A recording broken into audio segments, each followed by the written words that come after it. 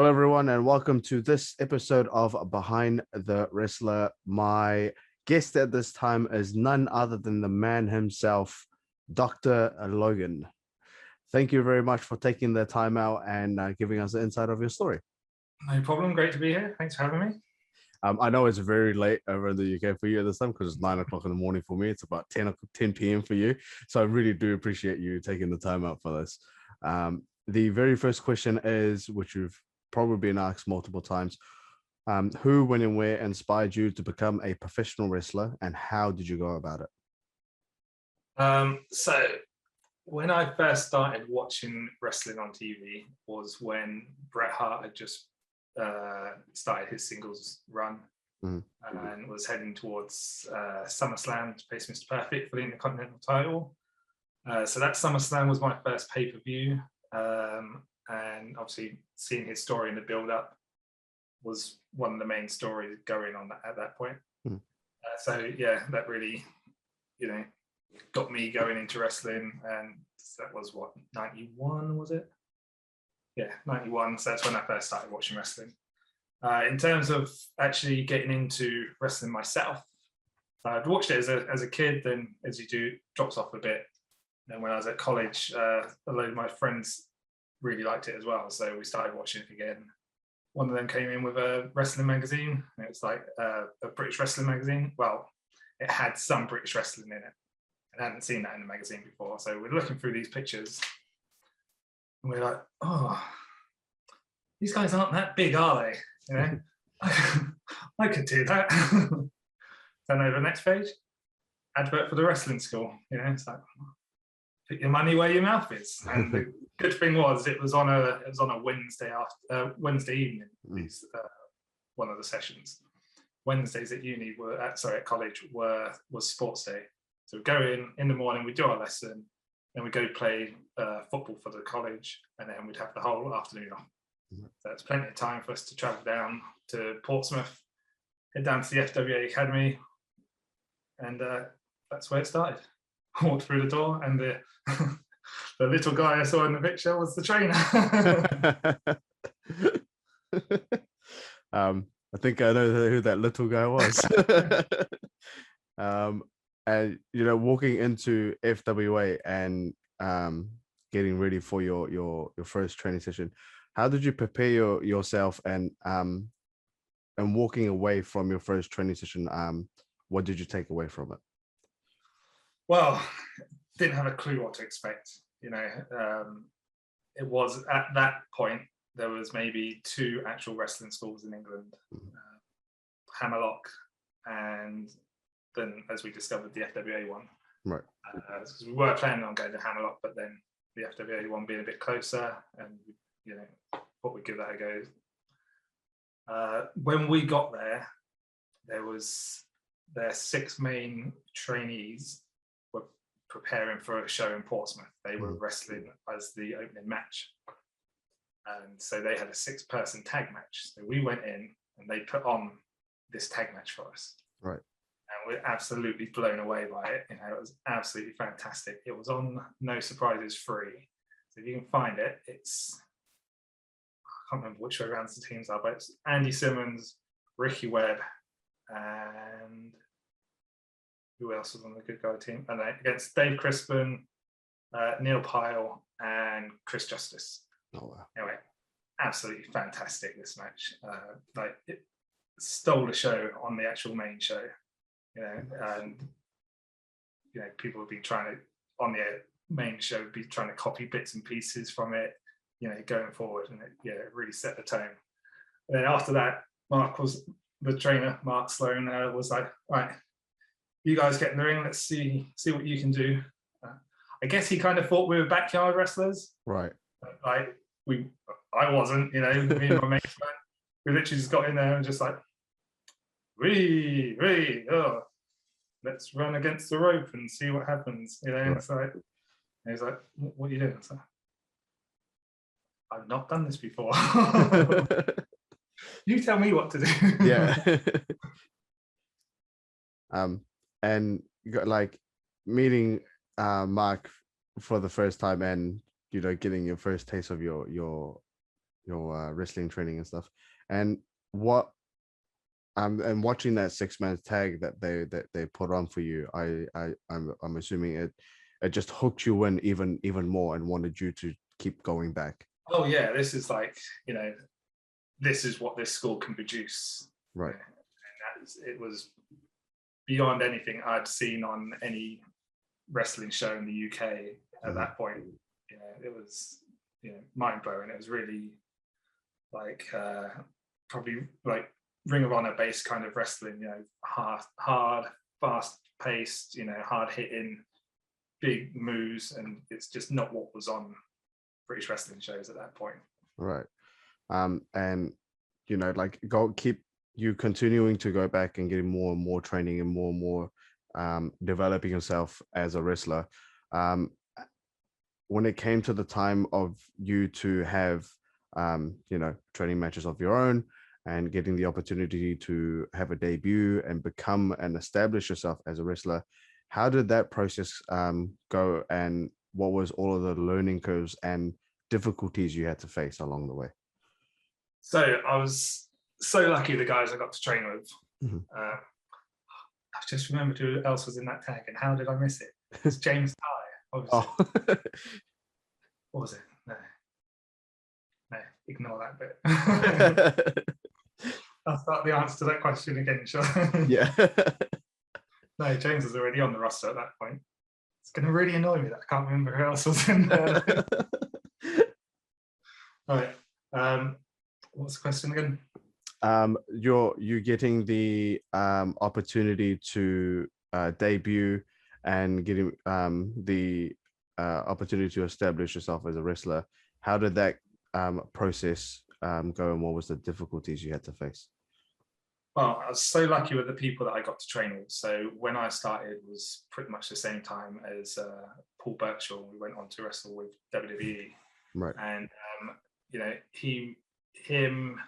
was James Ty, and we had training done by a gentleman called Justin Richards, and he just taught us so many invaluable little bits and pieces that would just take your wrestling from like here to here, and just give us a more stable base behind everything we were doing.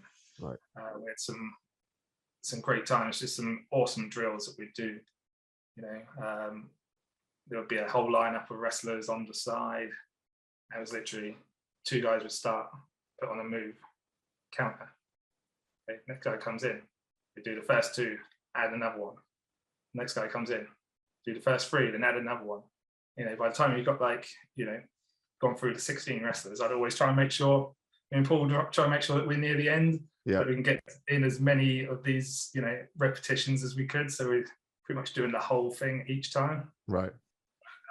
It was, we had a lot of freedom in terms of how we'd put things together. So we'd have a lot of, the session would normally start with demonstrations of a few different things, and then we'd get to go off. There's like a ring, and then off to the side there's like a matted area. Right. A lot of time on the mats. Weren't too fussed about going in the ring and bouncing around, jumping off the ropes from there. Right. The mats is where I spent most of my time. So it was about a year, maybe just over a year, until I had my first match. Right. And it was, we prepped we had about a 3-month prep into that. So my opponent changed halfway through as well. My guy got injured, so I got paired up with another one. Yeah. It was absolutely brilliant. The guys that we got to, bouncing in and out of there. Plus, then we'd had all kinds of different special trainers brought in as well.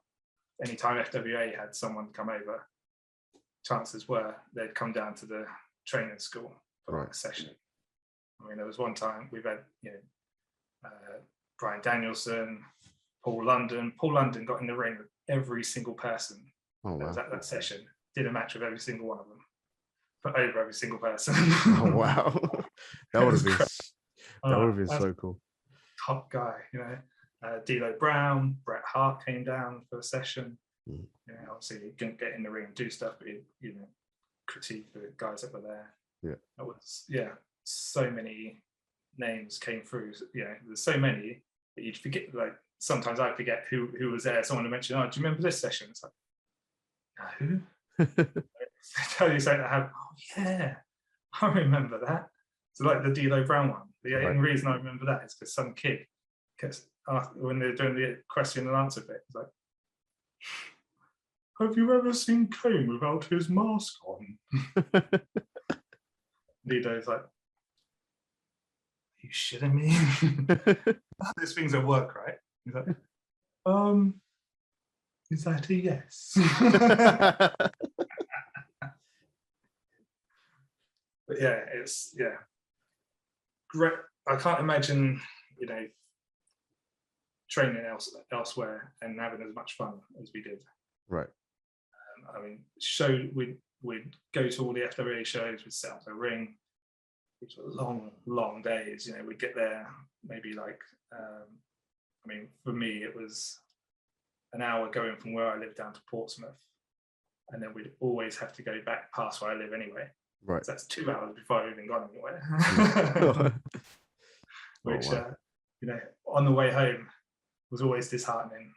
Me and Paul would just look out the window and be like, "Oh, our car's 5 minutes away from here. I've got to travel for another hour and put the ring down. That's another hour and travel back. So that's 3 hours. Then training in the morning." Back at it again. And you know, you getting the opportunity to also learn from guest trainers and stuff. Who was the person you could remember that gave you one of the best advice as you were developing yourself as a wrestler? So one of the most daunting ones was actually Christopher Daniels. Oh wow! So you know, at the time he was the indie guy, and so he came in and we were doing extremely, like, just to start off with, we're doing an extremely simple spot. We're doing the international spot. Like, literally every single group of people messed it up in one way or another. Like, it comes down to me and Virtual. Oh. And we're like, "Come on, what's going on today? Let's go in, let's kill this. It's the international, you know." So we went in, headlock, shoot off the ropes, tackle, bosh, we both go down. Oh. Instantly sit back up like, "Oh no." Chris Daniels is like, it's my fault, right? Yeah. He's in my face in the corner. He said, what's the spot? I'm like, "I know, I'm sorry. What's the spot? I'm like, "Oh, not tackle." And do it. Never mind, everyone had failed at this point, so he's probably a bit frustrated. Right. Yeah, I can understand that. But yeah, so it was from then. It was, you know, from him just about learning to, no matter what's going on around you, just taking your time, you know, paying attention. You know, it's very easy just to take your mind off what's going on, especially if it's something you think is simple, like we all did. But that simple little thing of just having him there, as that little bit of a distraction. It was just his reminder, you know, keep focusing on what you're doing. Right. Always pay attention. You know, you can't take your mind off anything when you're in there, because, you know, the minute you do that, that's when it's going to all go wrong. Yeah, definitely. I have a similar experience. That is when Graham was we're doing a training session, and it was, I think, 8 months in for me, and we're doing the same thing, the international, and on that day, for some reason, everybody just messed it up. And you could just see the frustration on his face. And it's just like, what's going on? I was like, we don't know. So like the whole day, all we had to do was internationals until we knew it the whole day. And it was great doing it, but missing it up was like such a simple thing. I mean, that was the annoying thing for us, because we failed at that level. Like instead of being able to kick on to the more advanced bit, he was like, just pulled it back a bit. And we were just like, damn it. Yeah. We could have got more out of this, but we screwed ourselves. And getting the opportunity to meet all these amazing wrestlers and amazing people, and getting all these amazing advice and stuff. When you broke out as a singles guy and started making a name for yourself over in the UK and for FWA and all the other places you've wrestled, what was the most challenging things for you to overcome while establishing while finding yourself in the ring? So for me, it's always been body issues for me, right? And either my perception or other people's perception. So when I started, I was 6'3", but I wasn't very wide, skinny, quite a skinny guy. And Mark would always have some of the special trainers talk to us about the importance of putting on size and stuff like that. Right. And again, I think again it was Paul London who'd been asked to talk to us about that. And it's like, don't worry about that. You guys, you're young. Your body's going to change. Right. You look like this now, but who knows what you're going to look like in a couple of years' time. Focus on your wrestling, and the rest of it can come along with it. So I've always had this. I've always had that in my head. I'm just too skinny. Right. Too small, too skinny. And then it almost instantly went from too skinny to I'm too fat. Right. And like I look back now on some photos from like just before a couple of years before lockdown. Mm-hmm. So what, 3-4 years ago, in my head when that photo was taken, I hated how I looked. Right. Now I give my right arm to look like it. Look at now, I'm like, oh man, I look great there. Yeah. Lovely tan, got the trunks on. There's not everything fits where it's supposed to. Right. So body image and that. What's the other thing? So along with probably goes inside. Along with that is what do I wear? Right. That's always something. So when we first started off, we had these biker shorts made by someone that Mark sent them off to be done by. Mm-hmm. So I had this idea. I'd have these shorts, and they'd have a letter I on each side. So it would feel along the bottom, and you have the side of the shorts would be the like the blue stripe, and then the same thing along the top. I got them back, and these things are massive. You want biker shorts to be like this. Yeah. The legs are like this. No. It's like, great, yeah. Oh, looks good. Anyway, so I ended up eventually getting my own gear. Once eBay and that became a more prevalent thing, I got these MMA shorts, which had these like evil looking eyes on the side behind a cage. Like, these things are the nuts. These are awesome. I love these. Yeah. And then on the kick pads, and wrestled on a academy show that had Alex Shane on it. We did a tag match. Anyway, you're giving feedback to everyone on the show at that time, except for me. Oh, He sat down with everyone, gave them their feedback. The only feedback I got was from Mark afterwards. It said, "He hates your gear." That's that. Oh, that's it then. Yeah. So the next show, I come out. I come out pretty much Matt Hardy, the long black trousers, vest, the tape up to here. I was like, well, if I don't like my wrestling gear, this is essentially what I'd wear in real life, except for, with the vest. So I'm not buying new wrestling gear. You can have me in this. I wore that for a little while. And then what did I go to? Eventually started getting some stuff done by people that were actually reputable and knew what they were doing. So. Just my main issue was always, the vision of me, me not having the confidence in what I'm putting out there. I think it's the main thing.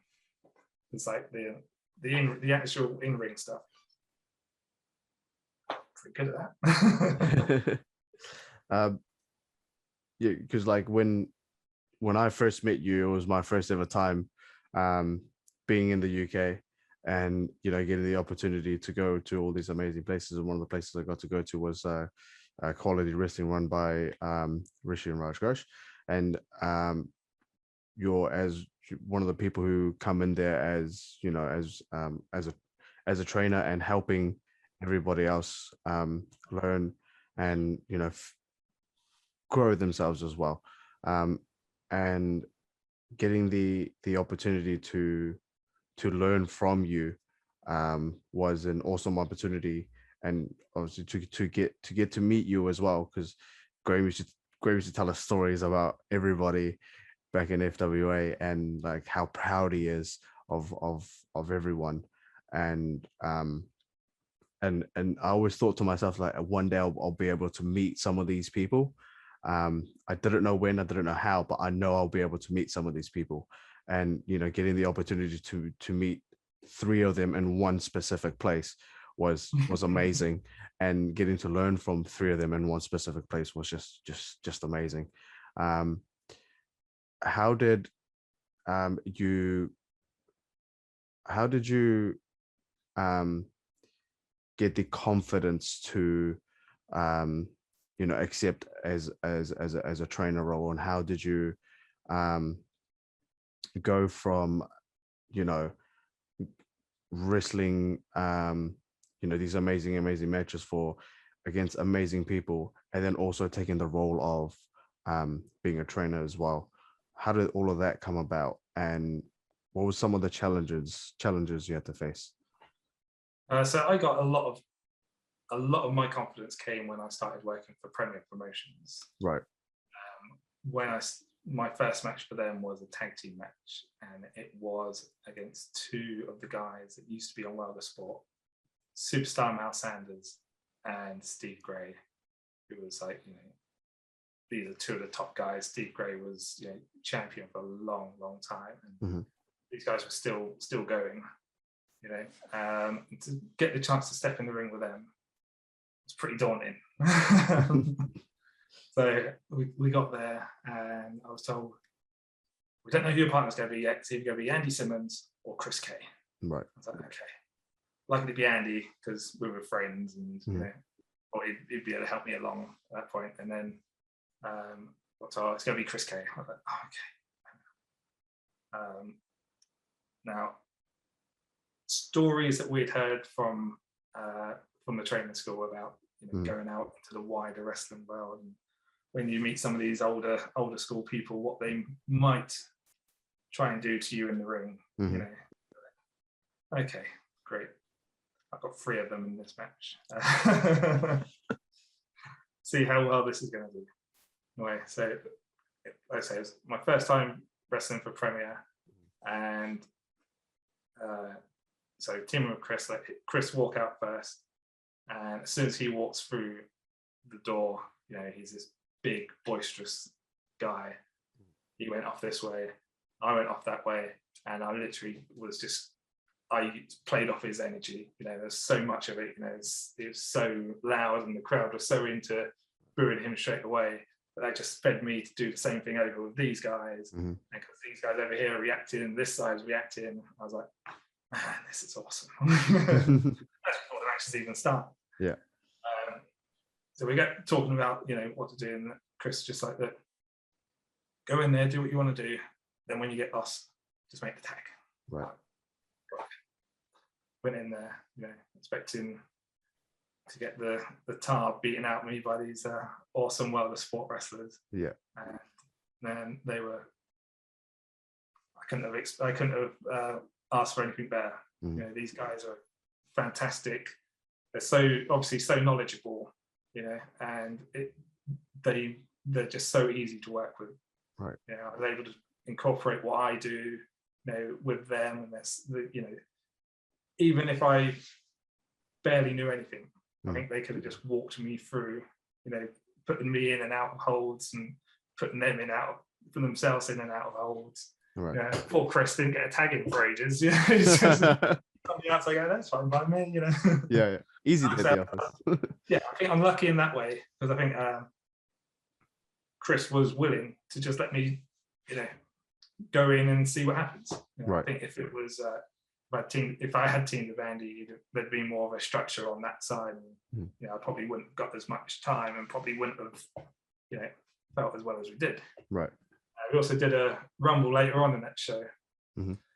This is like an old school ring, and these ring posts weren't quite what I was used to. These are like pretty high ring posts. Yeah. So I'm in the corner, you know, being held up by someone, and they've given me a punch to the head, and I'm, you know, ricocheted off the back there. Oh. I just feel this pain just on the top of my head. But, oh, that smarted a bit. Bloody hell. Anyway, guys wandered off. I've sold a bit, and then I've gone over, and I've gone to try and tip someone over the top rope. And as I've leant forward, a huge splatter of blood on the floor like that. I'm like, what the hell is that? Turn around, Mel Sanders is there. He's like, you cut your head open, off you go. Oh. He's going, he throws me out there. So I'm in the back getting it looked at. Yeah. And you know, he got himself eliminated pretty much straight afterwards, so he could come back and have a check on me. And I was like, and that's awesome. You know, for me, that's awesome, because you know, the kind of wrestlers that I used to watch and the style that I want to do, you know, and to have these guys be so amazing in my first encounter with them, you know, it was absolutely brilliant. And I've probably gone completely off track from the question you were asking. Oh no, it's amazing about the training. Yeah. So anyway, that's how this really that really boosted my confidence and helped me going forward. And I had been going to the Rev Pro show, Rev Pro School in Portsmouth. But I'd stopped going for quite a while, because wasn't what's the best way? Wasn't quite the structure there. That, you know, you'd go down there, you'd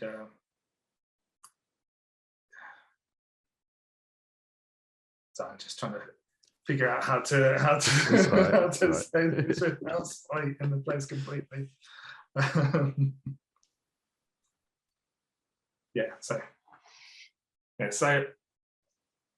I'd been going down to the Red Pro school, which is also in Portsmouth, and there wasn't as much structure there. There wasn't, you know, weren't really getting anything out of it. I'd say the trainer at the time was Andy Simmons, you know, we're pretty good friends with, but in terms of what we'd actually do there, there wasn't much to do. Right. You'd have a bit of ring time, you know, we might come up with something and they might watch it at the end, they might not. You know, and then over Rishi had been doing some training sessions there as a private coach, and also he'd do the Monday night beginners class. Right. I'd actually started going to the beginners class because I found it more helpful helping out there, because you could get your reps done, you know, do drills with the guys, show them some basics, and it's just about, you know, going over the basics and everything, just getting those reps in on basic drills. And I was just finding that more useful for me to keep myself ticking over, rather than just go playing a 3-minute match with this guy, go do this with this guy. Yeah. Oh, we're not going to watch it. Yeah. Then Rishi had a falling out with them over issues that they were having. Rishi decided he was going to set up his own place and asked me if I wanted to help him out. Yeah, me and Rishi were really good friends and always willing to help him out. So yeah, started down there, which was, you know, the style there was great for me. You know, everyone's so friendly there. We get there. There's a match structure. There's a session structure. So I knew exactly what I would be teaching, with who to whom, you know, for how long. And yeah, it would just been having fun. And you know, also helping them out and quality and stuff, and also because he has the kids classes and then he has the adults classes and stuff, and then also he's running shows from there, getting to develop yourself a bit more and helping all these newer guys come in, and also having matches with these newer guys as their first, you know, debut matches. What's that going from when you had that experience and you getting how you mentioned with the Chris K experience you got? What's it like wrestling some of the trainees that, and giving them their first match? So it's great, like, you know, it's really nice to be able to teach from inside the ring. You know? We've literally just done a week ago our first show back out of lockdown in front of actual audiences. Right. And I got to team with one of our trainees there as well. And you know, we literally, that was the story of the match. He was the trainee, I was the teacher. You know, we'd go in, you know, show him bits and bobs, get him to come in and do the same thing, you know, and then that's where he slips up, where he's, you know, he's taking a bit too long. He's checking over to make sure that I'm okay with what he's doing, and right, he gets the tar beaten out of him for a bit. But it makes it easier to be able to see the little things when you're that close with them. You know, right. You know, when you're wrestling against someone, you know what the issues are. You can look at a match, and be like, oh, something went wrong there. Not quite sure who did what. But you know, when you're in against them, you're like, oh, yeah, just need to do this a bit more. Just need to do that a bit more. Do this a bit less. Yeah. Do that a bit more. Right. So yeah, it's a completely. You like I say, you can teach in the school, or you like you can teach to a certain level, but until people get in front of the audience, that's when, you know, a different level really kicks in. You know, some people completely come out of their shells. You know, someone who's at training maybe seems a bit quiet, not too confident in themselves. As soon as they get that reaction from the crowd, yeah, that really spurs them on, and you know, they can really kick forward from it. Right. The great thing is, as well, is just being able to help people reinvent themselves. And we had a guy called Luke who used to wrestle as the Baby Bull for Red Pro, and I don't know how he got that, but he really was unhappy with it. Right. We come up with a monster cobalt for him. His mask, a big old boiler suit. He's a big lad. Just, you know, showing him the difference between just wrestling and being this character. Right. You know, how can you put what you know into a character? So if you don't know who your character is, it's hard to, you know how they wrestle. Right. As the big monster, what should he do? What shouldn't he do? What's his reactions to different scenarios?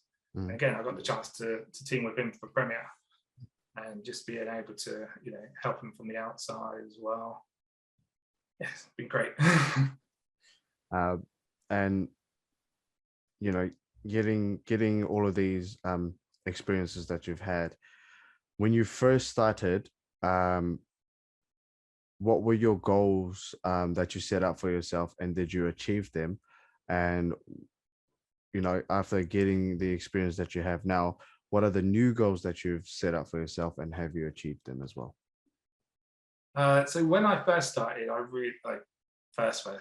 really didn't know what to even expect getting into wrestling. Right. Because it wasn't as open as, you know, and also wasn't as easily accessible as it is now. I really didn't know what to expect, and after a little while, our trainer, he asked us, what are your goals? And for us at the time, for me at the time, it was Premier. Getting on those old school British shows, you know, wrestling in rounds, and just that completely different style to the American style. Right. That was what I was aiming for. So yeah, eventually managed to achieve that one. That was a nice one to tick off. Now I just want to have fun. I've got no delusion of that NXT call coming anytime soon. But my number's still available.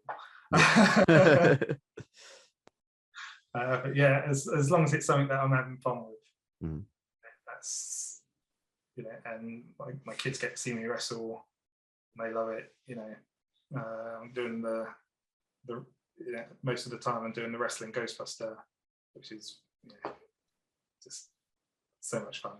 You know, my kids love dressing up as Ghostbusters when they come to watch the wrestling as well. Have a little dance at the ringside, and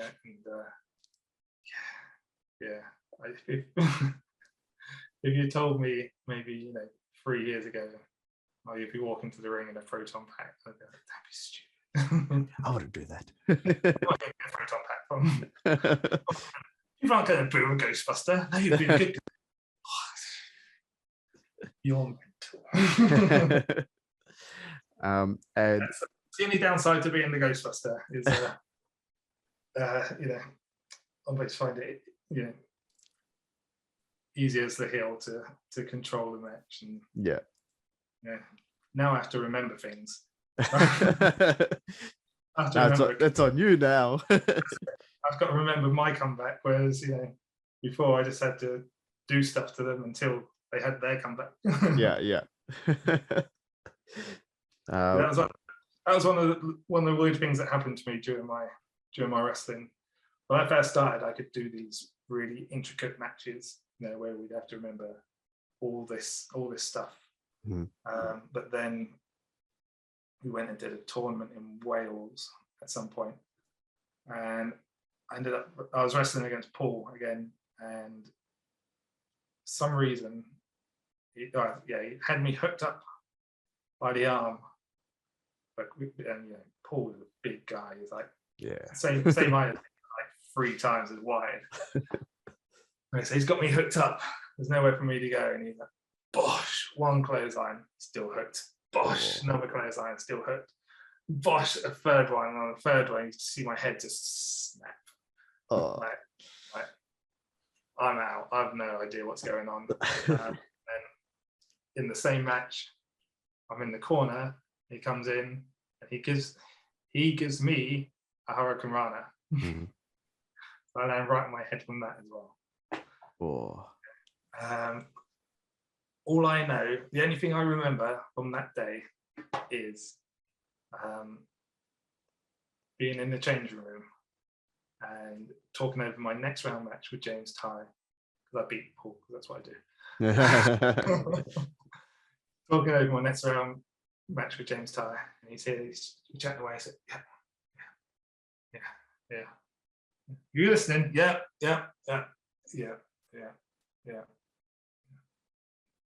What? Yeah. Okay, James, yeah. And he's just like, okay, we'll just go out and pretend we're on the blue match, shall we? Like, yeah, let's do that. Watching the video back, I come out to the ring. I'm supposed to be the face. I come out to the ring. for this match. And I'm just shouting at the audience, because I'm just on autopilot.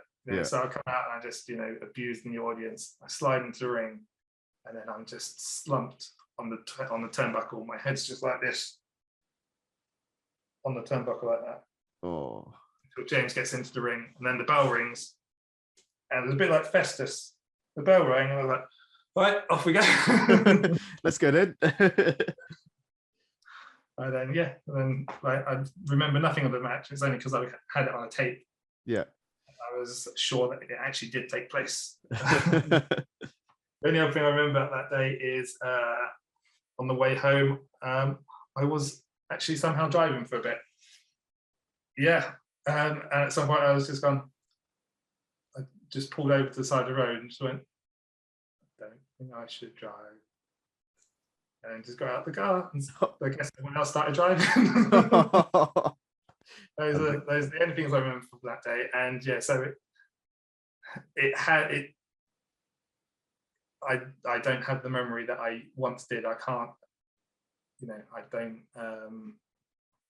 as you can see, that recall that I used to have. I mean, I have, if I'm talking to someone that was at something that I did, and they're talking about it, memories come back about it, which is great. Which is why I always like seeing people from the past, because they'll remind me of things we used to do. And it's weird because once they start talking about it, it just it's very vivid in my mind, pops up. I'm like, how did I not know that? Yeah, that's quite a big thing. I'm sure I've done this. But so nowadays it's I try to keep it more as a what makes sense, so it flows easier in my mind.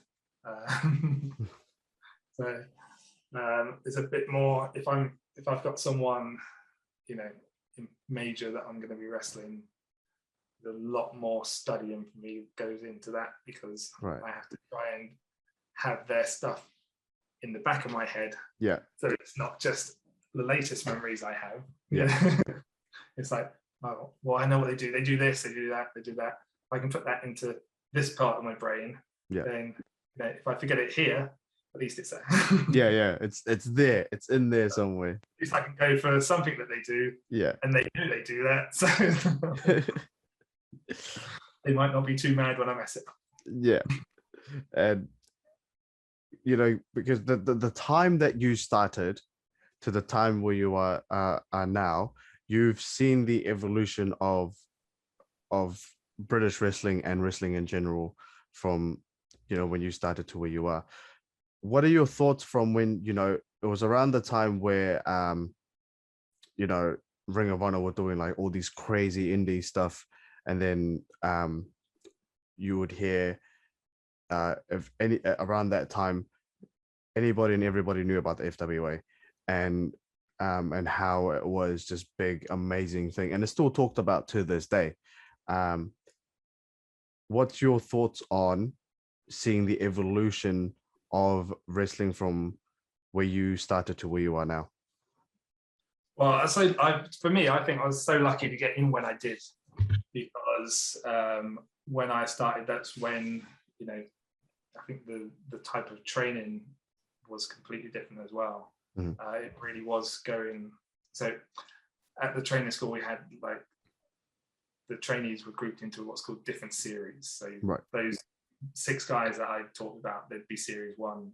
Series 2 was like me, Paul, Graham, the guy I had my debut with, Steve Bellinger. Mm-hmm. We were all grouped in as series 2. I think this that mix where series 1 and series 2 started to wrestle together. Mm-hmm. That was when it really went from being, boo yeah, simple holiday camp kind of wrestling to evolving into that more Americanized, more to it. You know what I mean? Yeah. Just having more impact, harder hitting, bigger moves, but then also setting it in with a British style. Mm-hmm. And then that's what was So that's what we were doing down at the academy, and then that was coming in at the FWA as well, because they were getting all the Ring of Honor guys coming in there. Yeah, they come over. Some of them be over here for months on end. Brian Danielson was over here for months doing all-star shows, learning how to do the British style, and then incorporating that into the American indie style at that time. Same with Colt Cabana. Yeah. So he'd go back, they'd want to be like, oh my God, got all this innovative stuff. It's like, it's just Les Kellett. He's been on TV for 20 years now. Yeah. So but it's just bringing that all to a new audience. And that's basically what the FWA did, bringing that different style of wrestling to an audience that had been used to just having very slow paced, yay boo kind of matches that didn't really have much substance to them. Right. I think that's kind of what wrestling had degenerated into in the time that they'd come from being off where it come off the TV here, and it was literally so people wouldn't know who these wrestlers were. So the simple solution around it was, I'm the goodie, yeah, cheer me. I'm the baddie, boo, boo me, and not put too much into the matches, as opposed to what you used to see on TV. And so that's the thing with doing a live show. If it's a spot show, people don't know who you are. What do you do? Right. Okay? And that's, people always go on about stereotypes in wrestling. It's like, well, that's because you don't have all this time to go out and tell a big backstory about yourself. Right. So that's why stereotypes appear in wrestling, because you can come out and be that type of person. People are like, oh, he's a this, he's a that, he's a that. You have to go out and you don't need TV behind you to explain who your character is and who does this and who does what. Right. So that's always something that's looked down upon. Like now, he just does a this, he just does a that. It's like, well, it's just the necessity at the time. A lot of nowadays people will have their promotions and they follow them. People will follow Rev Pro, follow Progress, and they know the stories, they know everything about the people that are watching. Right. That's what happened with FWA. They were able to tell these big stories, develop their characters, and that's why I think they became so popular, because it was more in-depth wrestlers. They're not just these two-dimensional things. They're properly fleshed out, and they're doing stuff in the ring that we hadn't seen over here before. Yeah. And it was definitely a great time to be in it for me. Just seeing that all coming in, and just great guy after all this influx of guys, like say Brian Danielson, Chris Daniels, Paul London, AJ Styles multiple times. Pretty sure the Americans were having a competition to see who could break James Ty's nose the most. Every time he wrestled on it, he'd end up with a broken nose. Oh my gosh! Sure there was just a little thing between themselves, just to Is it going to be you, or is it going to be you? Oh, when you're over there, don't forget to break James Ty's nose. It was. I mean, for me, it's an absolute shame that we didn't have the telephone technology that we have now. And the more of the kind of culture that we have now, where when we were at these shows, we were very much told these are the superstars. You don't talk to them. Right. You do the ring, do your bit. Don't talk to them. Don't talk to them. Whereas now, it's because we had these fantastic shots of all these great people. When we did the big show at Crystal Palace that had Eddie Guerrero on it, they were doing a pre-show, bit. He was late, So the other people were already in the ring, just buying some time. Right. He eventually comes up to the back of the curtain. And I'm there, and he's like, he gives me, "Oh, what's going on?" I'm like, "Oh, it was Scotty too." No, Grandmaster Sexy. He's like, "Yeah, not much. They're just out there doing some dancing nonsense." It's like, "Oh, great. I'll just sit back here for a bit then." And so he sat back, and then someone eventually gave word that Eddie was there, so they called him out. Yeah. So he had a little chat. Where literally, as soon as he walks through the curtain, I see you later. I turned around, and the other trainees just staring at me. Like, what? You talked to him?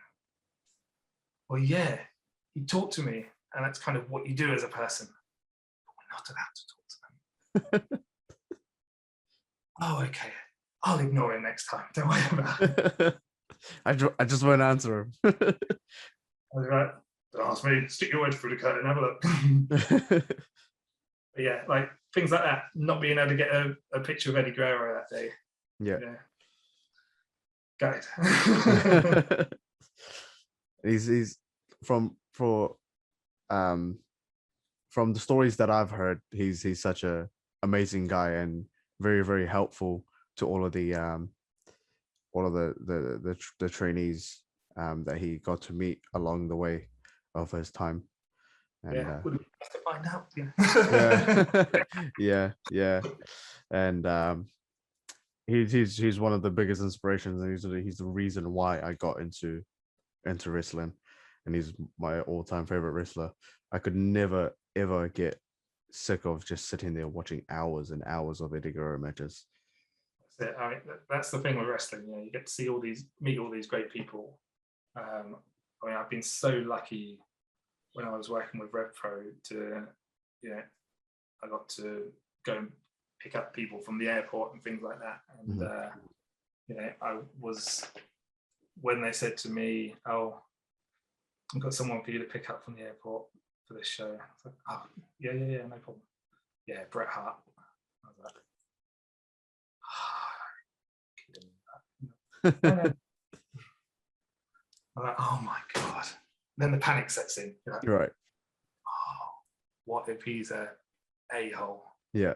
Can I do this? Oh, no, I shouldn't do this. I shouldn't do it. Yeah. What if not?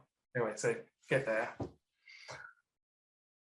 Not the greatest start, because I misread the text message from Andy and got the time wrong. Yeah. Oh no.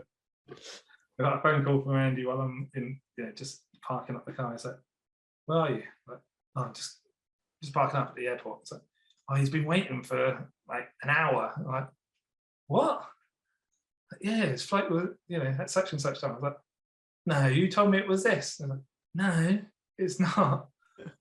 Oh, so literally parked the car half wonky, sprinting down to the thing. He's just sat in the cafe, just chilling out. Oh. I got there, I was like, "I'm so sorry." I was like, Don't worry about it. We drive to York Hall, and it's like, "What's in my car?" He's put on my passenger seat. He's looking at my Simpsons air freshener. And like for the first half an hour, it was pretty much a bit in silence. Yeah. The sat nav says it's a 20-minute drive, but everyone knows if it says a 20-minute drive in London, it's at least 2 hours. Yeah, 2 hours. Yeah. It's getting a bit confused about the time in there. But then, just eventually ended up, the conversation started flowing. It was amazing to spend the day with him. Yeah. And then a couple of years later, they did another show.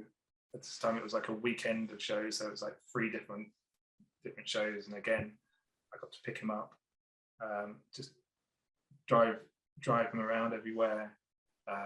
Stayed at the same hotel for one of the nights, and then the other nights it was literally just around the corner from my house. Wow, nice. So we're like taking him to my local Tesco's. This is my local shopping centre. Like, oh my God, these people knew Bret the Hitman Hart was in their Tesco's, right? Yeah. If they knew. Yeah, and getting to go out for dinner, with him those nights. And he's like picking up the bill and stuff like that. And just having these amazing chats, and I wouldn't have been able to have the opportunity to do that without Andy at RevPro. It's brilliant. I mean, we still keep in contact now. Yeah, that's awesome. Yeah, that's awesome. And getting that's one of my top things.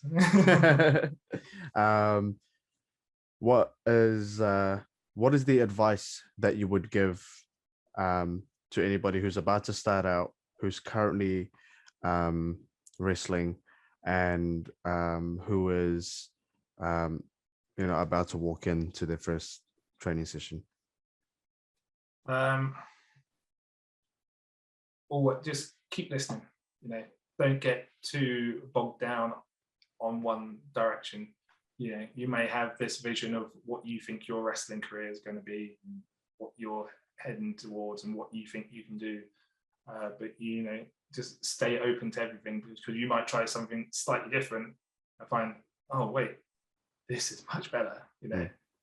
This is a much better direction for me. Or this character is much better than this one I've had in my head since I was a kid. And just listen to as many people as you can.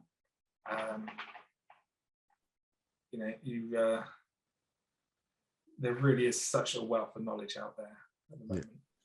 It's great that there's so much available for people now. You can get guys like Lance Storm do the online seminars where they'll watch your match and critique you. Use what is available. Don't be afraid to be a mark, as some people might put you down as. It's just making you better. Talk to as many people as you can, interact with as many people as you can. I'm an extremely shy person myself, so I find it quite hard to open up when I'm at a show with certain people.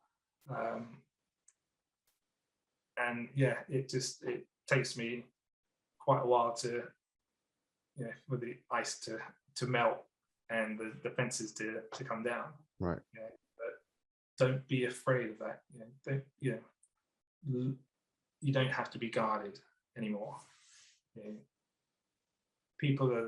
Majority of people there to help the show better. Right. Help you make the show better. And it's your learning never stops. Really doesn't. I'm still learning now. Yeah, it's great. When you decide that you know it all, when you decide it, I don't need to learn anymore. Leave, because that's not the attitude that that everyone else needs around them. Yeah. Okay. People that think they know it all and aren't open to different ways of thinking. Because you will never know it all. Yeah. Wrestling is constantly changing. I mean, even now, it's wrestling that I learned when I was training isn't what is prevalent in wrestling in the UK now. Yeah. I couldn't go out and do a British strong style match. It's just not. It's neither something that I'm interested in, nor something that I'm, particularly, capable of doing. You've just got to take what works for you. Some people, when they're doing their strikes, they like to. You got British strong style where you just, when you're going to hit someone, you just hit them as hard as you can. You got the opposite of that. You got the people that will want to just, go for it and pull it. It's great if you can actually throw a punch, but then if you can't, and you're pulling it, just the absolute shits, you know. Yeah. And then you've got me, who's somewhere in the middle, who likes to hit people with something safe with me on something safe with them. So it makes a noise, you know. The crowd can see that you've hit them, they can feel that you've hit them, so they know to react. Yeah. But it's not going to leave a mark afterwards. Yeah. Some people got work the next day. Yeah. Some people do have work next day. They don't need to go to work with, you know, blood dripping through their white shirt from all these chest, you know, handprints on their chest and stuff like that. Yeah. What is next for Dr. Logan? So things are kind of slowed down a lot for me. You know, I was focusing more on doing the training, and I've been doing since 2017. I've been doing video editing for RevPro. But their cockpit shows, their monthly cockpit shows, always ended up tying in with one of my other bookings. So I told the other booking, you know, I wouldn't be wrestling for them anymore. I'm going to be focusing on doing the video edit. Right. Probably a couple of weeks after I told them that, that's when the video editing thing went away. Oh. Great, cool. Oh, can I get my belt back? Oh no, it's gone. Okay. Okay. Yeah, fine. Yeah. I'll just carry on over here. It's fine. But yeah, I've been quite lucky since we're coming out of lockdown and things are starting to open up. I've got quite a few dates going with Kapow and SWF, who are doing joint promotions at the moment, and right. They've got a whole load coming up, and then I'm getting some dates through for next year already. Oh, nice. So I've got quite a lot of exciting things coming up, which is nice. Very nice. Very nice. Very excited to see the future things coming up. Yeah, can't wait. Also get to be here a bit as well. Oh. that's always a fun time. Is there anything you would like to say to the viewers who would be watching this episode?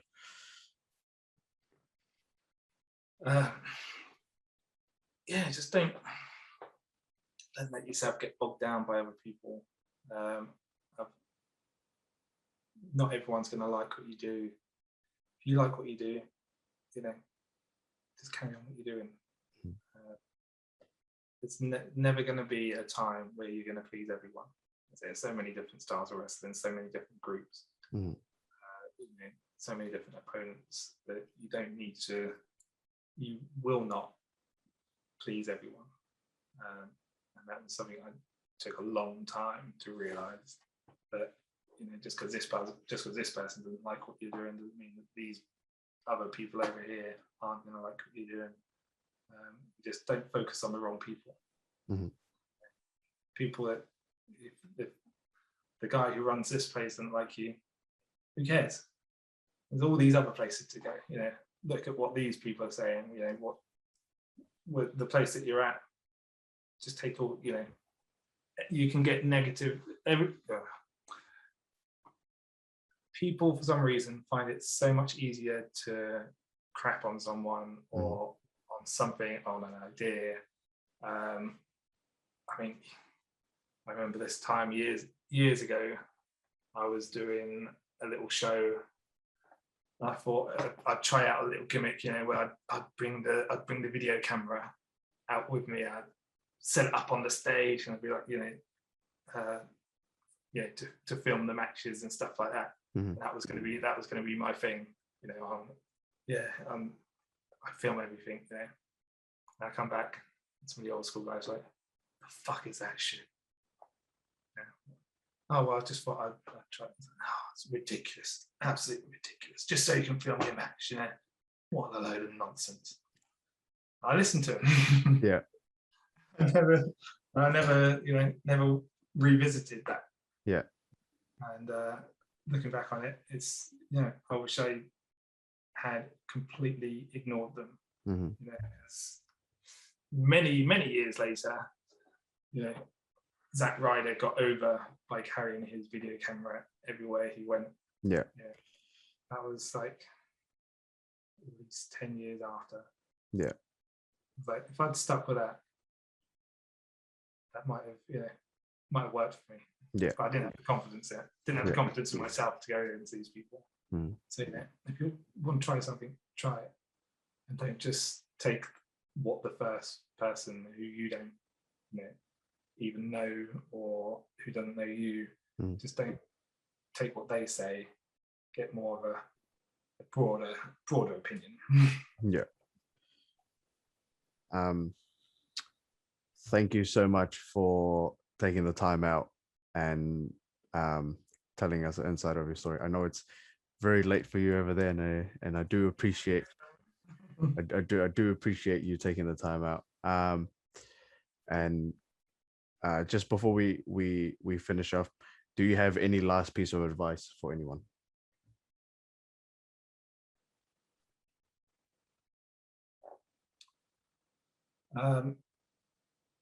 If you don't enjoy it, stop. Change something. Go somewhere else. Get in with other people. There's so much different wrestling around, so many different people around. It's no good being unhappy somewhere. Go find your happiness. That will help you be more creative. That will help you do what you want to do. And if you're happy and feel better within yourself, that's what's going to help you be successful. Right.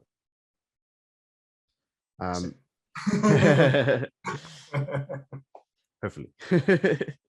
Thank you everybody for joining us for this episode of Behind the Wrestler, and thank you to our guest Dr. Logan for all of the advice, all of his behind his story so far, and I'm very excited to see what is coming up for his plans next year, and a couple of stuff that is coming up for this year as well. If you ever have the opportunity to catch him on the show, highly recommend it. If you have the opportunity to watch any of his matches, I highly recommend it. If you have the opportunity to learn and train from him, I highly recommend it, because I had the opportunity to learn and train from him, and it was one of the most amazing opportunities that I could ever have gotten.